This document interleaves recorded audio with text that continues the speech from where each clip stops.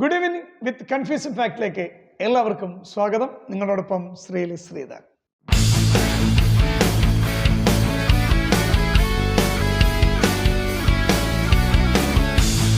നമ്മുടെ കൺഫ്യൂഷൻ വരുത്തുന്ന ഒരുപറ്റം ചോദ്യങ്ങളുമായിട്ടാണ് ഇന്ന് നമ്മൾ വന്നിരിക്കുന്നത്.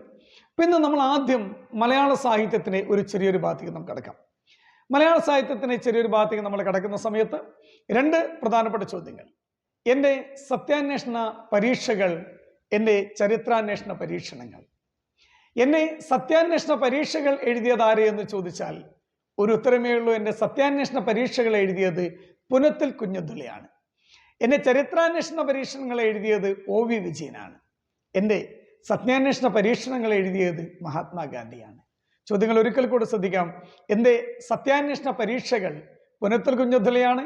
എൻ്റെ ചരിത്രാന്വേഷണ പരീക്ഷണങ്ങൾ OV വിജയനാണ്. എൻ്റെ സത്യാന്വേഷണ പരീക്ഷണങ്ങൾ മഹാത്മാഗാന്ധിയാണ്. മലയാള സാഹിത്യത്തിലെ 3 ചോദ്യങ്ങൾ നമ്മൾ പരിചയപ്പെട്ടു. ഇനി നമ്മൾ കടക്കാൻ പോകുന്നത് ഇന്ത്യൻ ചരിത്രത്തിലേക്ക് നമ്മൾ കടക്കാൻ പോവുകയാണ്. പൂർണ്ണ സ്വരാജ് എന്ന പ്രമേയം ആദ്യമായി അവതരിപ്പിച്ചത് 1928 1928 കൊൽക്കത്ത കോൺഗ്രസ് സമ്മേളനത്തിലാണ് പൂർണ്ണ സ്വരാജ് എന്ന പ്രമേയം ആദ്യമായി അവതരിപ്പിച്ചതെങ്കിൽ പൂർണ്ണ സ്വരാജ് എന്ന പ്രമേയം പാസ്സാക്കിയത് 1929 ലാഹോർ കോൺഗ്രസ് സമ്മേളനത്തിലാണ്. പൂർണ്ണ സ്വരാജ് എന്ന പ്രമേയം ആദ്യമേ അവതരിപ്പിച്ചത് 1928 കൊൽക്കത്ത കോൺഗ്രസ് സമ്മേളനത്തിലാണ്. മോത്തിലാൽ നെഹ്റുവാണ് അധ്യക്ഷൻ. പൂർണ്ണ സ്വരാജ് എന്ന പ്രമേയം പാസ്സാക്കിയത് 1929 ലാഹോർ കോൺഗ്രസ് സമ്മേളനത്തിലാണ്. ജവഹർലാൽ നെഹ്റുവാണ് അധ്യക്ഷൻ. ഗുഡ് ഈവനിങ് വിത്ത് കൺഫ്യൂഷൻ ഫാക്ടിനെ അടുത്ത ഭാഗമായി നമ്മൾ നാളെ കാണും.